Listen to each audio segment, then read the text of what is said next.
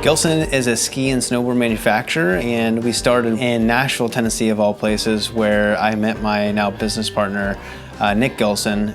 We tore up his basement and made it into a little makeshift shop and started designing and prototyping snowboards. At the time, we were middle school science teachers, and we decided to involve our students in a year-long science fair project. A few iterations from there, and here we are today. Every board we consider to be an art piece as well as a functional, way to enjoy the mountains.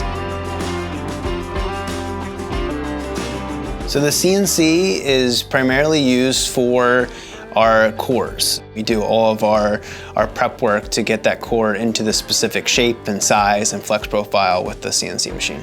97% of our stuff we're cutting on is poplar and a little bit of plastic. When we're making an adapter for our layup process, we actually make that out of aluminum, and we'll put in the program, and we'll have our CNC machine process that as well. The previous CNC machine we had was a mix of industrial and upper level hobbyist, and we wanted something a little bit more robust.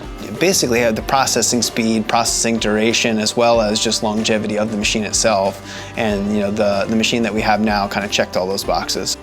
With this new CNC, we were able to reduce a lot of our runtime, as well as getting a more consistent product with each part. The new vacuum table that we have on the CNC is great, and holds parts down at a much more consistent level that we had prior. We're not down with a ton of fixing maintenance problems. It's been able to handle our production, and so that's been the big win there.